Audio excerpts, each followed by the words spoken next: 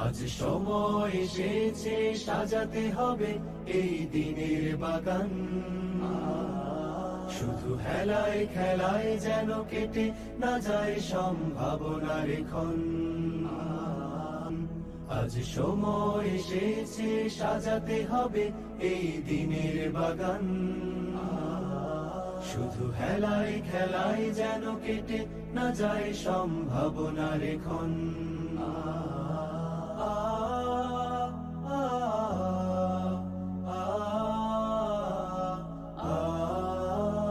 সত্যের সংগ্রামে আমরাই চিরদিন মুক্তির আলো হয়ে জ্বলবো।